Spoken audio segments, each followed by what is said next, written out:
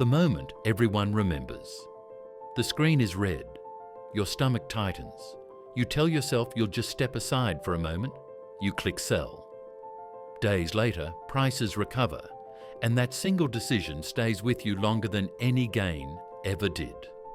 The illusion of control. During a long rise, nothing feels dangerous. Markets climb slowly, losses are small and temporary. Every dip seems to fix itself. Over time, your brain stops treating risk as real. It starts treating it as theoretical. You check your portfolio less often, not because you're disciplined, but because there's nothing to worry about. This is where the illusion forms. You begin to believe the environment is stable because it has been stable recently. You mistake repetition for permanence. The brain loves patterns that feel familiar. Familiar feels safe. The longer the rise lasts, the more confident people become, not because they understand risk better, but because they haven't been punished for ignoring it. Small warning signs appear, but they don't hurt enough to matter. A bad headline, a sharp down day, a brief spike in volatility. Each time, the market recovers just fast enough to reinforce the same lesson. See, it's fine. The danger here isn't greed, it's comfort. Comfort dulls alertness. It rewires expectations. It teaches your brain that selling is unnecessary and fear is overreaction. By the time real trouble arrives, the brain is completely unprepared for it. Not because the information wasn't there, but because nothing in recent memory suggested the information should be taken seriously. That's how risk disappears right before it matters most. The hidden wiring inside your brain. Your brain was never designed for markets. It was built for survival in a world where danger was immediate and hesitation was fatal. That wiring still runs in the background, even when the threat is just numbers on a screen. When prices fall, your brain doesn't see percentages. It feels loss. And loss triggers the same internal alarms once reserved for physical danger. Your heart rate increases. Your attention narrows. Your body prepares to act. This is not a thinking state. It's a survival state. Here's the critical imbalance. Losses hurt more than gains feel good. The pain is sharper, louder, and harder to ignore. So when uncertainty enters the picture, your brain isn't asking whether the market will recover. It's asking how to make the discomfort stop. Uncertainty is worse than bad news. A known loss feels contained. An unknown future feels endless. Selling offers something powerful in that moment. Relief. A pause. A sense that you've done something to regain control. That relief is not neutral. It trains behavior. Your brain quietly learns that selling reduces stress, even if it destroys long-term outcomes. Over time, stress and action become linked. Volatility starts to feel like a command, not a condition. This is why intelligence doesn't protect you. Knowledge fades under pressure, memory weakens, instinct takes over, and instinct doesn't care about charts, history, or probabilities. It only cares about ending the feeling. Now, denial turns into action. The first warning signs are almost always ignored, not because people don't see them, but because they don't feel real yet. Early declines look manageable. Headlines sound familiar. The market has recovered before. It will recover again. Denial isn't ignorance, it's protection. Your brain softens the threat to avoid stress. As long as losses remain tolerable, it convinces you there's no reason to act. Selling feels dramatic. Waiting feels reasonable. So people wait. As prices fall further, discomfort grows, but action still doesn't come. Selling now would mean admitting something has changed. It would mean locking in a loss. Hope becomes the easier option. Hope buys time. Then the tone shifts, a sharper drop, a headline that lands differently, a day when nothing rebounds. Suddenly, the future feels unstable. This is the breaking of denial. When it happens, selling doesn't come gradually. It comes suddenly. emotionally, often all at once. The decision feels responsible, necessary, even calm. I just need to protect what's left. But this moment rarely arrives near the top.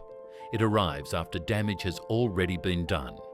By the time selling feels unavoidable, the market has often already priced in much of the fear. That's the pattern. Denial delays action when losses are small.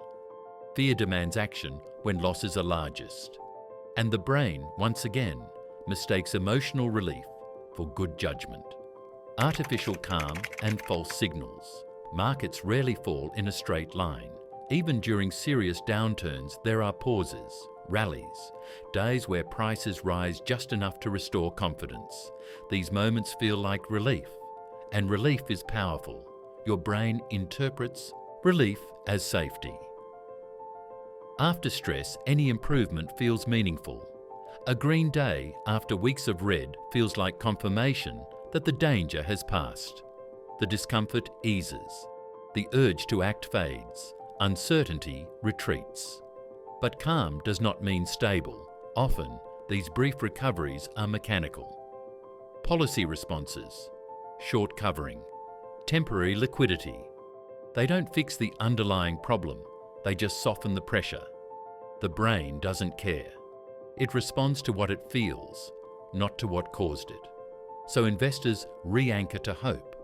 They delay decisions again. They tell themselves they were right to wait. This is how timing breaks down completely. People who are close to selling hesitate. People who already sold feel regret. And those still holding reset their expectations around the false calm. Then the market rolls over again. This second decline feels worse than the first, not because it's larger, but because it destroys trust. Relief turns into betrayal. The emotional whiplash is exhausting. Now every movement feels threatening. Every pause feels suspicious. The brain can no longer tell the difference between stability and illusion. By the time clarity arrives, it's not clarity at all. It's exhaustion. And exhaustion is when people finally give up, not because risk is gone, but because their capacity to endure it is. The breaking point. There is a moment when fear changes character. It stops being sharp and becomes heavy. The panic fades, but the pressure remains. This is not the loud fear of sudden loss. It is the quiet fear of endurance. This is the breaking point. It doesn't arrive when losses are largest. It arrives when hope is gone, when every rebound feels temporary, when the future no longer looks uncertain, it looks hostile. At this stage, people aren't reacting to price. They're reacting to fatigue. Weeks or months of stress wear down resistance. Checking balances becomes painful. News becomes intolerable. The brain wants one thing: for this to end. Selling now doesn't feel impulsive. It feels responsible. I can't keep doing this. That thought is decisive. The act of selling brings instant relief. The fear releases. The noise stops. For the first time in a long while, there's quiet.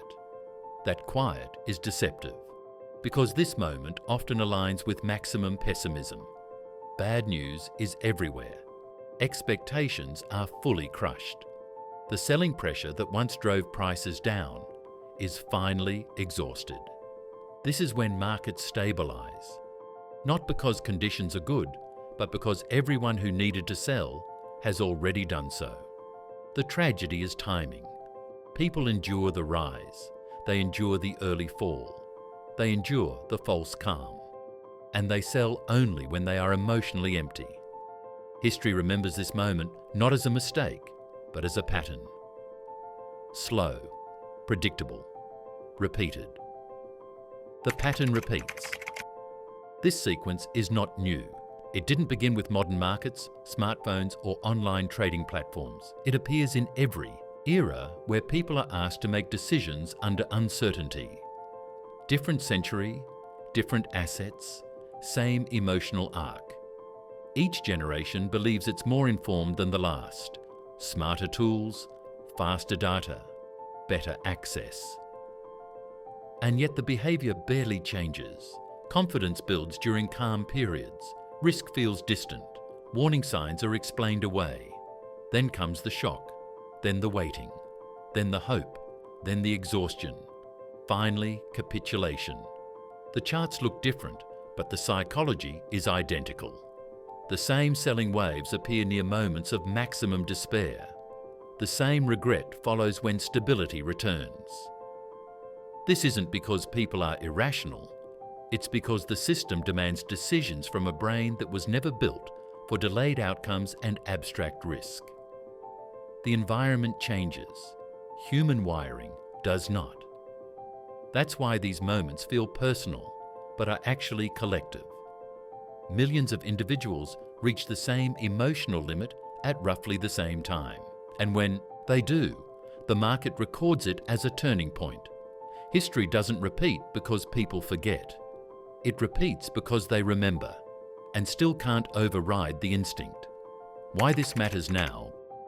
Periods of calm never announce their ending. They train behavior quietly. They reward patience. They punish caution. Over time, they shape expectations about how risk behaves. Then conditions change. Volatility returns. Narratives shift. Certainty disappears.